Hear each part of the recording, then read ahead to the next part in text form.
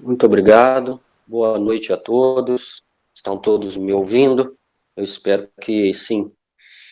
É sempre uma alegria, uma satisfação ter a oportunidade de compartilhar com todos vocês do Lar Francisco de Assis aí de Macaé, a oportunidade de falar de Jesus, de falar de outro mestre que é Francisco, nesse dia tão especial. Mas antes de mais nada, eu gostaria de oferecer um abraço muito carinhoso e muito especial a três figuras, que é Christian, que é George Pai, George Júnior, na figura dos quais eu abraço todos os irmãos do lar Francisco de Assis, aí da cidade de Macaé, né, que possamos nesta noite fortalecer ainda mais ou construir mais um elo nessa corrente do bem, nessa corrente energética, nessa corrente da verdade, da luz e do bem, que sustenta as nossas vidas. Porque ainda hoje, no século XXI, a par de toda a tecnologia que todos nós estamos vinculados, todos nós vivenciamos, agora muito mais nesse período de isolamento social, Jesus continua sendo para nós o caminho, a verdade e a vida.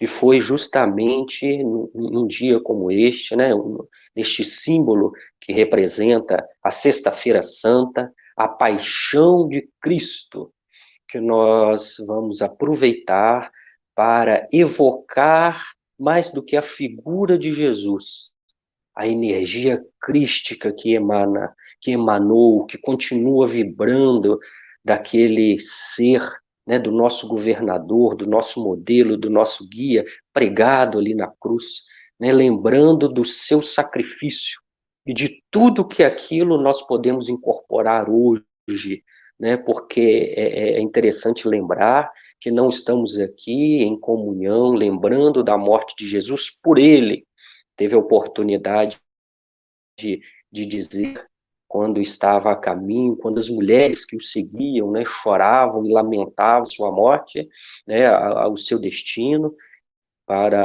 queria ser sacrificado no Gólgota, e ele disse: mulheres de Jerusalém, não chorai por mim, chorai por vós e por vossos filhos. Então não precisamos, Jesus não precisa das nossas lágrimas, Jesus não precisa do nosso sofrimento, senão precisa da nossa atitude, ele precisa de que vivamos a cada instante, né? Se me amais, guardai os meus mandamentos. O que é guardar os mandamentos de Jesus, se não vivenciá-los? Vivenciá-los hoje, vivenciá-los em todos os instantes da nossa vida, na vida social, na reclusão, de noite, de dia, acordado, na mediunidade, na família, onde quer que estejamos, né, nós possamos trazer esse Jesus vivo, porque ele morreu para 3 dias depois, ele trazer para nós a certeza da vida eterna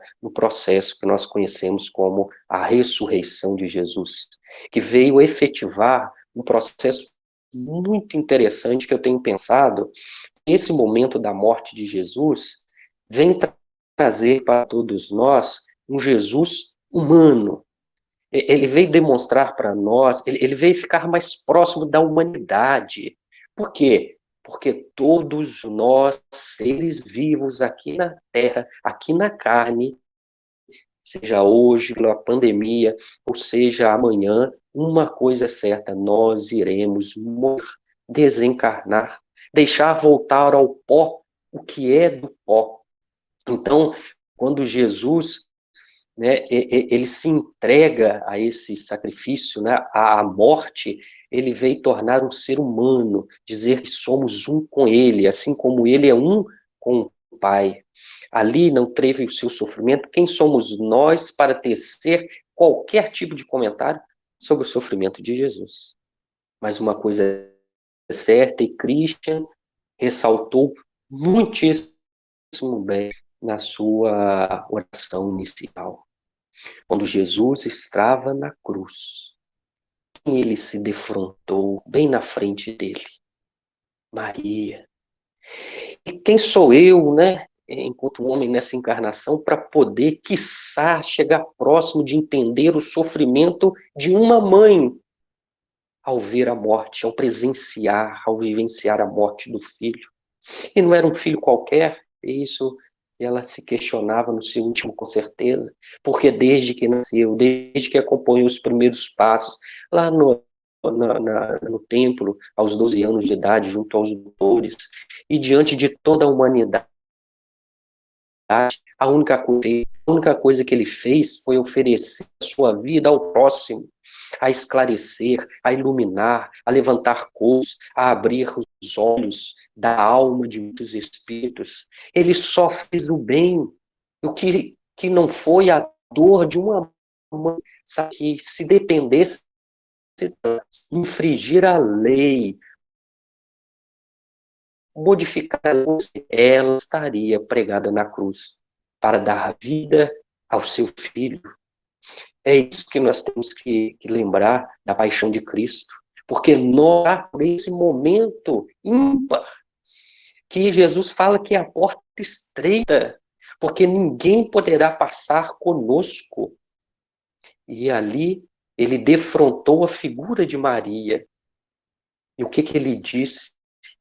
Se nós estivermos no momento da morte, do último suspiro aqui na terra, o que nós falaríamos para a nossa mãe, ou para aquele familiar que está ali, que nos ama, que conviveu conosco, momentos felizes, momentos tristes, provas e expiações da nossa vida. O que Jesus vem nos ensinar? O desapego e a completa certeza de que o reino de Deus está dentro dos nossos corações. E ele não fala do coração físico, porque no momento da morte ele vem demonstrar que o reino de Deus pode estar com o espírito na carne, fora da carne, na terra ou em qualquer astro do infinito. Na casa de meu pai há muitas moradas. Mas a certeza é que onde quer que estejamos, por isso é Jesus humano ali naquele instante, e confiando tudo o que eu vos ensinei, eu exerço na prática. Este é mais um ensinamento especial que eu trago para você, que vai desencarnar também, que vai seguir a lei de Deus, que é entregar ao pó o que veio do pó. Mas a sedimentação do evangelho, do amor e das virtudes em relação a todos aqueles que vivem conosco, ele está dentro dos nossos corações. Então, a reflexão que nós trazemos também é perguntar para nós qual a relação que a gente tem com Jesus. O que Jesus representa para nós. Jesus é este ser humano, amigo, companheiro, leal, que advertiu Pedro, então, inúmeras vezes, que acolheu o coração de João, lá na Santa Ceia, no seu peito, que abriu sua casa, abriu seu sentimento para conversar com Maria, para conversar com tantos outros espíritos necessitados.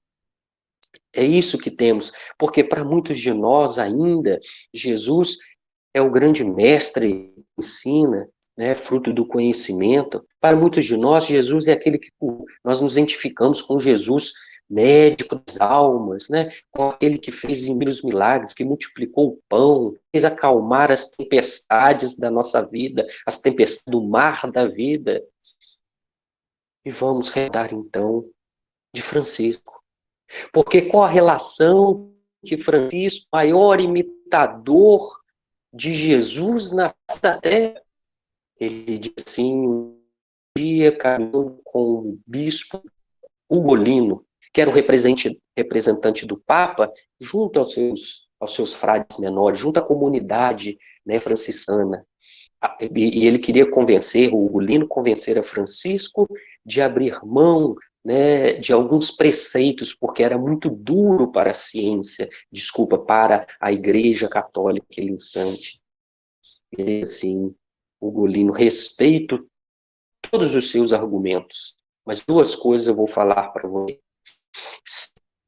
A vida do franciscanismo, né, é a vida dos menores falsa, não é boa, não está contendo, o próprio Cristo, o próprio Evangelho também não serve para a humanidade.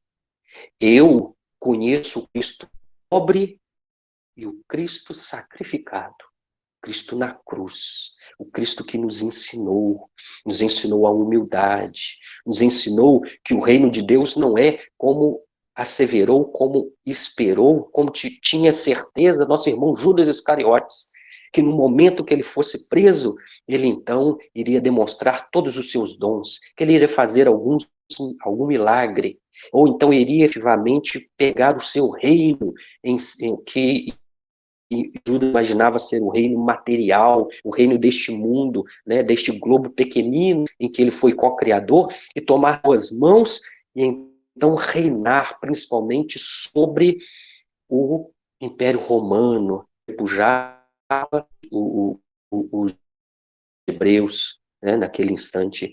E Jesus e Francisco identifica o quê? Identifica o Jesus, o pobre, né, aquele que se humilha, aquele que aceita todas as relações da vida em todos o seu contexto.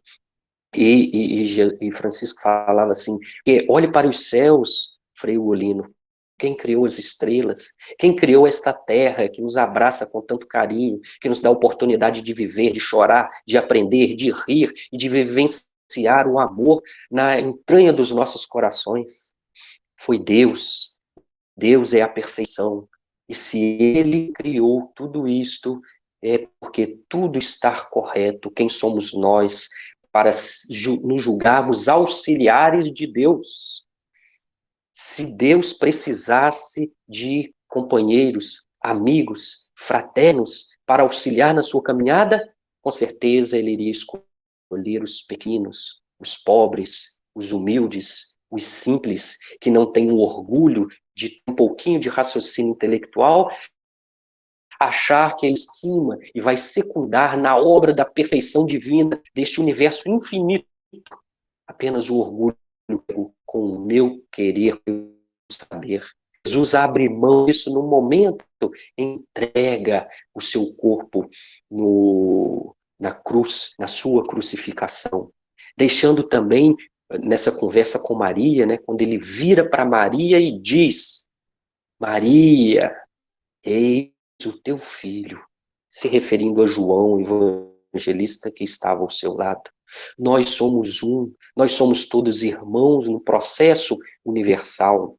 Temos papéis diferentes nas reencarnações, ora pai, ora mãe, ora irmão, mas, em essência, todos nós temos o mesmo objetivo em relação à vida. Então, uma das coisas que Jesus deixa entre mente, gravado, ratificado nesse instante, é de que a, a luz de Jesus, perdão, meus irmãos, outra coisa que ele deixa gravado nesse instante de quando ele está na cruz, além de conversar com a sua mãe, é que todos nós somos irmãos, né? E não faz deste processo um processo de drama, né? Embora a gente chame a paixão de Cristo, ele entrega o seu corpo com muita naturalidade. E aí nós vamos retornar à figura inovidável de nosso irmão Francisco de Assis, quando estava, né, nos seus últimos instantes, quando perto do dia 4 de outubro, que é o dia que ele entrega o seu corpo, devolve o corpo físico à terra, ele então diz assim para os seus frades menores, ele abre os braços, né, nessa simbologia da própria cruz, porque nós, enquanto seres humanos, se abrirmos os braços, nós temos uma forma chamada cruceiforme, né, que é a forma da própria cruz. Ele abre os braços, ergue os olhos aos céus e diz assim, minha irmã morte, sede bem-vinda. Eu não tenho medo, eu não tenho receio, porque a morte não existe. Eu, até hoje, diz ele especificamente, segundo os os biógrafos, né, Tomás de Celano, que é o principal, que é o mais importante, ele diz assim: eu fiz, meus irmãos, o que é meu, que Cristo vos ensine o que é vosso, né? Como Jesus mostrando para Maria que a vida continuava, que ela deveria amar na figura de Jesus as pessoas, né? Na figura de João, todos os homens, todos os necessitados que bateriam ainda a sua porta, né? Que iriam solicitar dela, né? Um conselho, um amparo. Francisco entrega aos frades menores este grande exemplo: eu fiz o que é meu, cada um segundo as suas obras. Ninguém pode fazer a tarefa de ninguém pode assumir o compromisso de ninguém. Por maior compaixão que temos em nossos corações, nós não podemos sofrer a alheia, a dor do outro. Nós podemos estar do lado, nós podemos consolar, nós podemos ser um com ele, comungando do seu sofrimento, mas jamais entrar na sua vida, passar pelas experiências que compete o outro. E então ele finaliza: que Cristo vos ensine o que é vosso. Eu não sou o exemplo, eu não sou o mestre é Jesus. Então, nós estamos num mundo em que muita gente quer ser guru, e guru de pouca gente, de muitos likes, é de muitas mentes, de muitos corações. Quando nós seremos responsáveis somente pela nossa vida, né? Somos nós para ousar querer ser guias da própria humanidade. E um ensinamento que Francisco deixa no momento do seu desencarne, é interessante a gente pensar nisso, né? Quando a gente estiver para desencarnar, o que nós vamos deixar de palavra como antes do último suspiro? E ele diz assim: comecemos, meus irmãos, a servir ao Senhor nosso Deus, pois até agora fizemos pouca coisa. Vamos imaginar uma figura como Francisco, depois de tantos anos, tendo milhares de pessoas seguindo os ensinamentos que eram os ensinamentos do Cristo. No final da sua desencarnação, depois de receber os estigmas lá no Monte Alverne, ele diz assim: eu fiz tão pouco, vamos começar a trabalhar, porque ele estava começando uma nova vida, e fora do corpo ele ia dar continuidade a todo esse processo.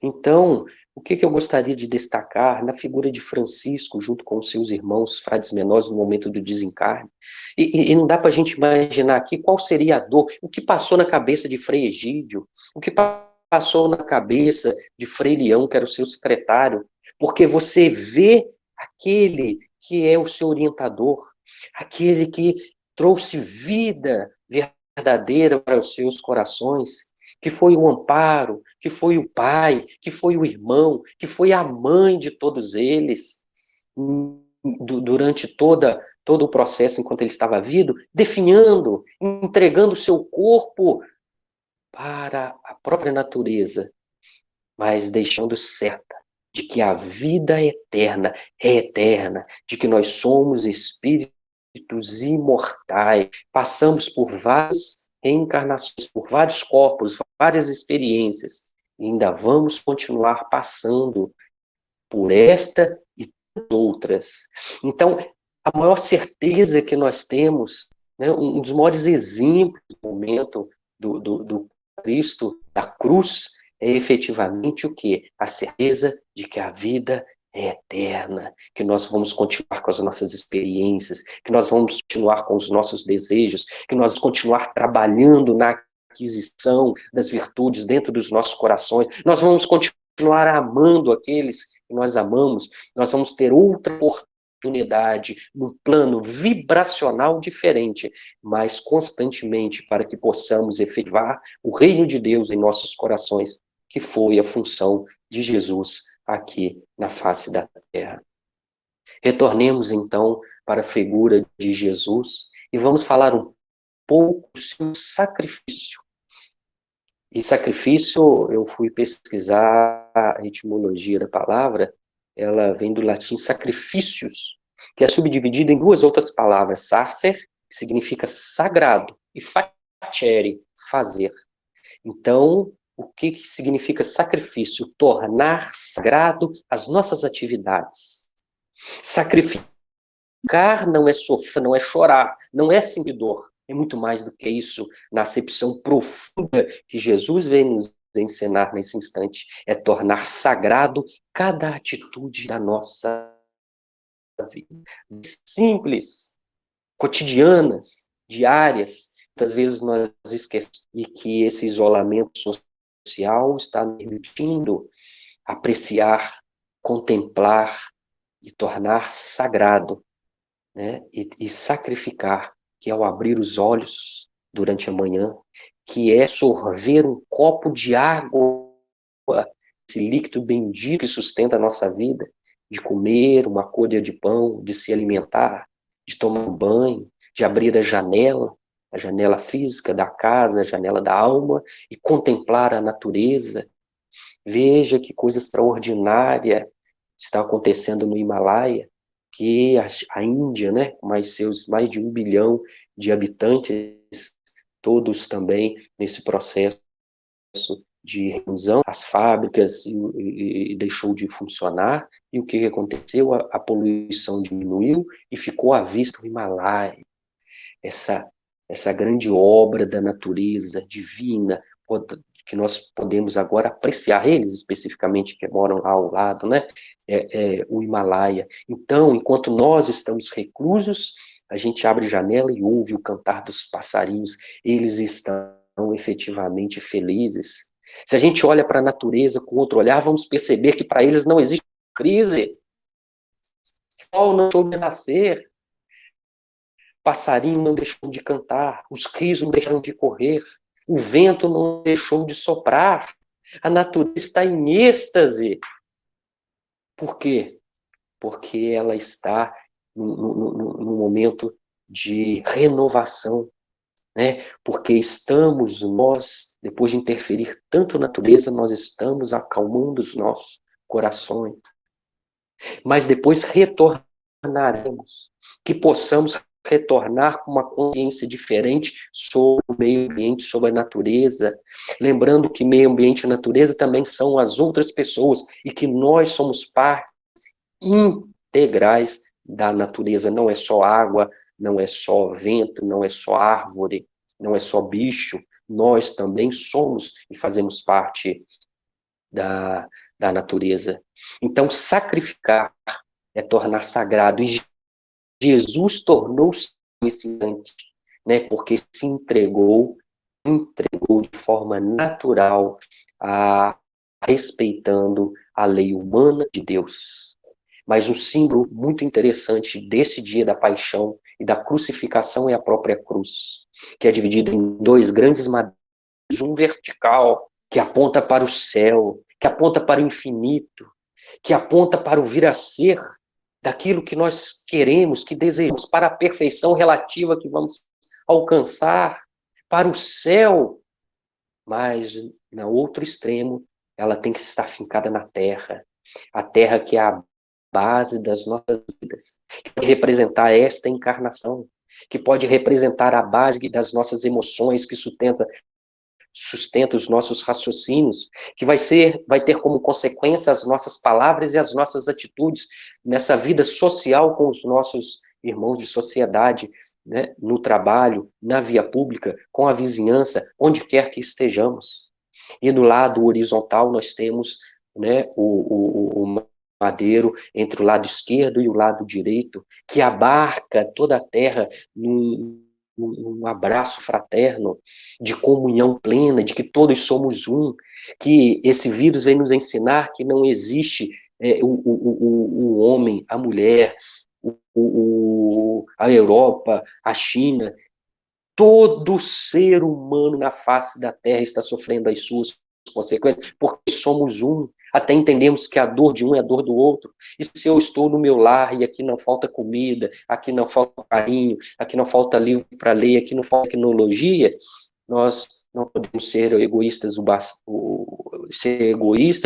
de reconhecer que muitos dos nossos irmãos continuam sofrendo delas, a dificuldade de uma dor, a dificuldade para se alimentar, e todas aquelas que estão vinculadas ao seu processo. Então, o que que nós temos que pensar e refletir e agradecer nesse instante? Essa vinculação com nós próprios, dentro do nosso íntimo, né? Porque, como disse Francisco, e nós vamos recordar mais uma vez a figura inolvidável desse nosso mestre, quando ele estava vagando pelas terras de Assis, e ele encontra uma igrejinha, que é a igrejinha de São Damião. Ele entra para fazer uma oração, se ajoelha e olha efetivamente a figura de Cristo crucificado, um Cristo bizantino, que olha fixamente nos olhos dele e ali ele fica em silêncio. O que será que Francisco estava pensando naquele instante? Não sei, não sabemos, não temos essa capacidade. Mas ele fez silêncio. Ele parou os seus pensamentos. Ele deixou de lado os seus desejos. Ele entrou em identificação com os olhos do Cristo. E dizem, que ele fez uma oração que é mais ou menos assim: ó Senhor Deus, ó Senhor Jesus, tu que és a luz do mundo, ilumina as entranhas da minha própria alma. E te peço nesse dia 3 coisas. Dai-me a fé firme como a espada. Dai-me a esperança larga como o mundo, e dai-me um amor profundo como os mares. Nesse símbolo da espada, que tem a forma da cruz, o símbolo da fé, que é a nossa identidade com a divindade, e da profundidade dos oceanos, né, que entra dentro do nosso ser, da nossa mente, do nosso inconsciente, abarcando todos os seres num grande amplexo, numa grande comunhão, numa grande identidade, não somente biológica, mas espiritual, porque nós somos, em última instância, irmãos. O projeto Genoma fala isso. Entre o gene do ser humano e de um animal, existe pouquíssima diferença, né?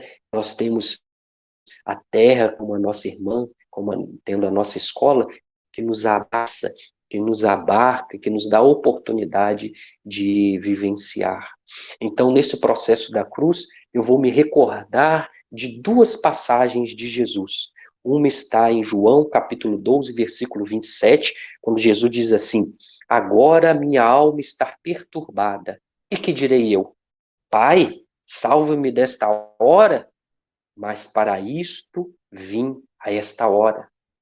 Um momento do desencarne, um momento da dor, um momento do sofrimento, um momento de nós enfrentarmos a nossa própria sombra, de olharmos face a face a nossa consciência, como nos solicitou Paulo de Tarso. É um momento que a gente se preparou antes de reencarnar. Nós não estamos aqui para passar férias, para gozar somente. Nós estamos aqui para aprender. E o aprendizado, em muitas circunstâncias, ele vem com um caldinho chamado dor, como uma irmã, porque ela desperta a nossa consciência, ela desperta aquilo que nós temos dentro de nós, como a voz de Jesus, quando diz a Lázaro: levanta e anda. Então, meus irmãos, esse momento da hora é muito importante, porque há muitas religiões e um processo religioso, e a gente tem que falar com seriedade sobre isso, é de que se a gente orar e pedir, nós não vamos passar pelas dores, nós não vamos pegar o vírus, nós não vamos morrer, nem nós, nem aqueles que amamos. Temos que despertar e compreender que o vírus é criação de Deus. Ele tem um motivo, ele tem um propósito. E se nós não tivermos que desencarnarmos nesta atual reencarnação pelo vírus, não vai acontecer. Então não temos que temer. Agora, se tiver que acontecer, vai acontecer. E que isso seja natural, porque seja agora, seja depois, né? O nosso objetivo não é viver num mundo, num paraíso em que não tenha sofrimento. sofrimento, em que não tenha experiência, em que não tenha morte. Dona Joana de Anjos teve a oportunidade de dizer: a gente entra na vida uma vez e não sai dela jamais. Jamais nós podemos abrir mão da vida. Até aqueles nossos irmãos que se embrenham pelo suicídio, achando que vai acabar. A vida não acaba. A primeira e grande decepção é que eles vão se sentir vivos. Então não adianta, temos que enfrentar, temos que fazer o sacrifício, transformar em sagrado cada atitude da nossa vida, cada momento de desilusão, cada frustração, porque ocorre em nós a capacidade de renovação, a capacidade da ressurreição, como disse também Cristo na sua oração, nascer para uma vida nova. Não precisa de desencarnar e reencarnar, é apenas um processo natural que nós estamos inseridos, querendo ou não, gostando ou não, aceitando ou não, filosofando ou não, tendo comprovação científica ou não. Isso é fato, e quanto a fato não há discussão. Então que possamos confiar na vida, que possamos falar como Jesus falou, mas nós vimos esta hora, e o que é uma hora, o que é um sofrimento, o que é uma encarnação. Rapidamente eu me lembro de quando ele vai para o horto, ele deixa Pedro, Tiago e João ali e diz assim: vigiai enquanto eu vou orar. Quando ele volta, ele os encontra dormindo. E Jesus disse para Simão: Simão, não pudestes vigiar nem uma hora?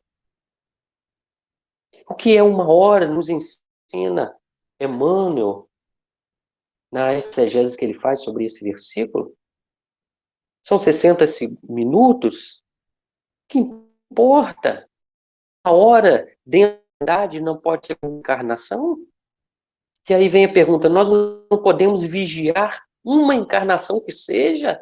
Nós temos que gozar, nós temos que usufruir tudo. E aí eu me recordo do grande poeta, filósofo, amigo de Gandhi, Rabindranath Tagore.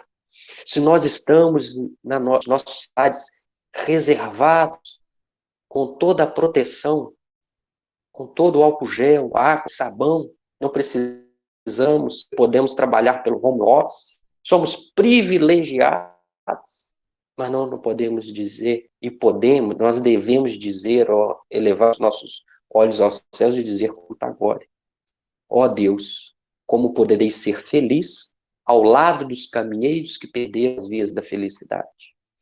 Porque somos um, a alegria do outro é a minha alegria, a tristeza do outro é a minha tristeza. Agora, a minha alegria também é a alegria dos outros. Quando nós estamos bem, quando entendemos esse processo com naturalidade, quando nós entendemos esse processo de dor, de reclusão, de morte que seja, de forma leve. A vida é leveza, porque nós não carregamos o mundo nas costas. E Jesus que carregou a sua cruz, nos esclarece Padre Antônio Vieira, no seu sermão As Chagas de Francisco. Ele encontrou Simão Cirineu e dividiu a sua cruz. Nós, que não somos Jesus, queremos carregar a nossa e a cruz dos nossos semelhantes, porque nos arvoramos ser responsáveis pela humanidade. Nós somos, como nos ensinou Paulo, cooperadores e colaboradores com Cristo. O que ele pede para nós, Francisco? Que sejamos pequenos, porque nós somos bons para fazer atividades, nós somos bons para fazer nós somos bons para fazer empreitadas, para fazer hierarquia, para fazer leis, para mandar, achando que isto é que vai trazer a felicidade e a paz nos corações dos nossos semelhantes e da sociedade, principalmente quando nós mandamos. Mas ninguém quer ser aquele que é esquecido, que não é lembrado, que trabalha de forma simples. É um veículo, que é um médium da luz, da paz e do amor do Cristo, que quando nós desencarnarmos, a sociedade então sentirá nossa falta, porque alguém vai falar: cadê? Quem que deixou de fazer? E aí eles vão lembrar: é aquele que aqui esteve, que nem nome tinha, nem nome tinha. Porque que adianta o nome diante da divindade desse universo que Deus ofereceu para todos nós? Então que tenhamos essa certeza, meus irmãos, e possamos falar como Cristo. Vimos para esta hora que coloquemos as mãos na charrua e não olhemos para trás, nem para julgar, nem para nos culpar, mas para saber que a vida me pede aquilo que eu preciso colaborar, nem mais, nem menos. Não precisamos nos arvorarmos de ser os grandes libertadores da humanidade. Quem somos nós? E aí eu vou para uma outra passagem de Jesus, que também está no Evangelho de João, capítulo 12, versículo 32, a respeito da cruz, a respeito do sacrifício. E diz assim: e eu, quando for levantado da terra, atrairei todos a mim. Olha que Jesus estava no final da sua vida terrena. Ele já tinha anunciado a boa nova. Ele já tinha feito milagres.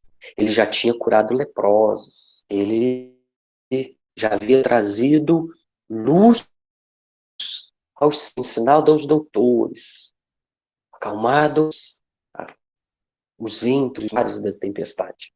E ele disse assim: quando for levantado da terra, porque ele ainda não se sentia um ser com a sua missão completa, eu atrairei todos a mim. E nós, que ainda não fizemos um percentual da vida de Jesus em prol do nosso semelhante, em gratidão à sociedade que nos ofereceu tudo aquilo que nós temos hoje, o aprendizado. Quem é que não precisou de ninguém, da sociedade, daquilo que é público, da convivência com o semelhante? Nós que não levantamos da terra nem 2 centímetros, que ainda temos em nós a certeza de que temos muito o que fazer, temos muito o que colaborar com a sociedade, que possamos recordar da figura, da humildade de Jesus, nesses instantes da sua paixão. Mas nós vamos fazer uma outra incursão na figura de Francisco de Assis. Porque foi, segundo o padre Antônio Vieira, ele tem uma frase muito interessante, eu gosto e sempre repito, diz assim: despe-se o Cristo, encontrareis Francisco. Veste-se Francisco, e encontrareis o Cristo. De forma poética, nos ensinando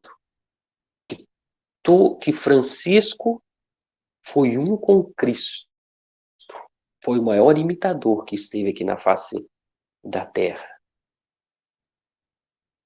E corroborou tudo isso lá no final da sua vida, quando ele sobe ao Monte Alverne.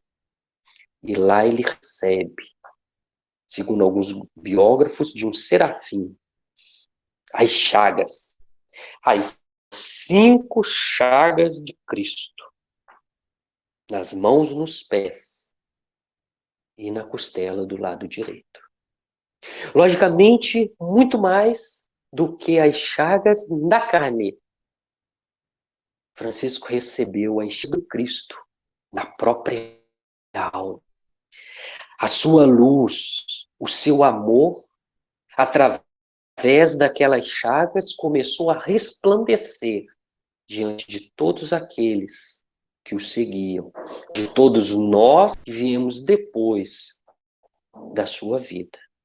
É a grande identificação com Cristo. E as chagas das mãos, que vem significar para nós a simbologia, a operacionalidade. Porque é as mãos que nos oferecem a oportunidade do trabalho. Lembrando que no processo da evolução, esse ato que a gente chama de pensar foi um avanço enorme enquanto éramos ainda primitivos. E através da maleabilidade das mãos, Nós temos aquelas mãos que atacam, que ferem, que destroem, mas é a mesma mão que ampara, que sustenta e que indica caminhos, que aponta soluções, que socorre, que sustenta. Então, Francisco soube muito bem utilizar as suas mãos para, no amplexo, né, como ele falou na sua, no seu pedido, na sua oração lá na igrejinha de São Damião, que tenha que eu tenha a esperança larga como o mundo, para ele abraçar, para ele oferecer a todos aqueles que são desacreditados, a todos aqueles que são miseráveis na terra, que são necessitados, aqueles que são desamparados no coração, que são pobres, né, dentro de si, porque não entendem o processo da compaixão, da fraternidade, do amor e da alegria do seu semelhante. Estão ainda incrustados, estão ainda como lá antes de voltar à vida, né? Antes de despertar um sono diante da sua própria vida, dos seus próprios desejos, pensando só no seu corpo, só na sua vida, só em problemas. Francisco, nessas chagas, tanto quanto nos seus pés, que é o símbolo de outras chagas, e às vezes a gente esquece dos pés. Eu me recordo que antes da Quinta-feira Santa, né, que foi ontem, nós temos a simbologia da última ceia, a última Santa Ceia de Jesus com os apóstolos. E uns ensinamentos, mas eu vou lembrar rapidinho, lava-pés. Jesus levanta, cinge a sua cintura, né, com um pano, a moda dos escravos, se ajoelha e começa a limpar os pés. Por que os pés? Os pés são a base da vida. É ele que sustenta o nosso corpo. Os pés que nos leva pelo caminho. Jesus disse, eu sou o caminho, mas ele não é o caminhante. Nós temos que dar o primeiro, o segundo passo. Devagar você chega longe, já dizia minha avó. Então, temos uma referência interessante porque chamamos da sola do pé da planta dos pés. Na simbologia de uma árvore, porque uma árvore, para ela crescer robusta, para que ela tenha flores, para que ela tenha frutos, para que ela possa albergar no seu seio, amparar vários animais, até o ser humano, ela precisa ter raízes profundas, ela precisa de uma base que a sustente com muita firmeza. Então, quando Jesus lava os pés, ele está falando que a base da nossa vida, a base das nossas emoções tem que ser puras, tem que ser lavadas, tem que ser a suave, a mais fiel possível com os preceitos de Deus. Então, Francisco soube, a cada lugar que ele andava, a cada passo que ele dava em direção aos necessitados, aqueles como os nossos irmãos africanos, que a gente não ouve falar. Será que lá não tem Covid? Será que lá tem a estrutura que tem nos países ricos da Europa e das Américas? E o silêncio se faz, porque são deixados de lado. Não foi por outro motivo que um grande, inominável, espetacular, pastor, presbiteriano, abandonou toda a Europa, era o maior intérprete de Bach ao órgão, e foi estudar medicina, Schweitzer, esqueci o primeiro nome dele, Robert Schweitzer, se não me falha a memória, foi para a África, em busca dos necessitados, dos pobrezinhos, porque Jesus disse, quando fizeres a algum deles, é a mim que o fazes.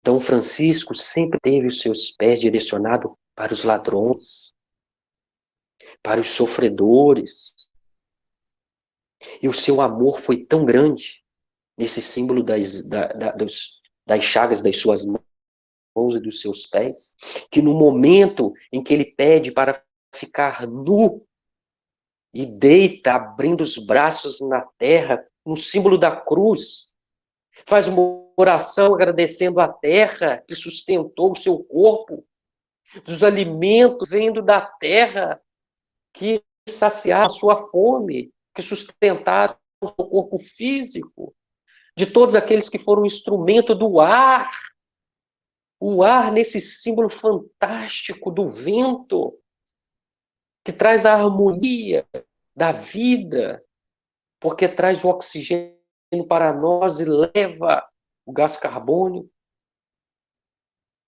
E que metáfora interessante, uma dos vínculos da Covid e do vírus corona é justamente o pulmão, é o ar, é a vida, é o ir, é o vir, é a leveza, é o fluidez que nós precisamos em relação à nossa sociedade.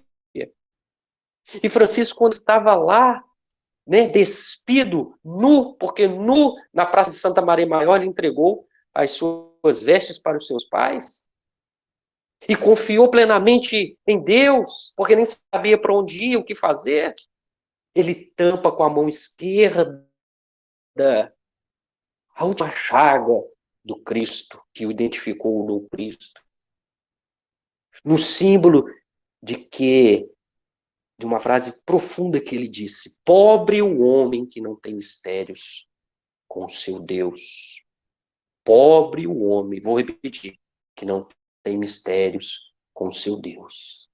Nós estamos nesse momento de reclusão, tendo a oportunidade de despertar essa nossa identificação com Deus, que é nossa, não é de ninguém. Ninguém pode penetrar. E para finalizar, a hora avançou. Eu vou terminar com uma frase do livro Eclesiástico, capítulo 11, versículo 29, que diz assim: no fim do homem haverá o desnudamento de suas obras. Quando nós estivermos mais na carne, o que efetivamente fizemos há de aparecer para todos. Que seja um legado, meus irmãos, não grandioso em tamanho, mas que seja um legado de paz, paz íntima, leveza no ser, certeza da vida, fé em relação à vida, para que possamos entregar os nossos corações no sacrifício de fazer sagrado o instante da morte e dizermos, como Francisco, com a consciência tranquila do nosso dever cumprido: sede bem-vinda, minha irmã morte. Muita paz.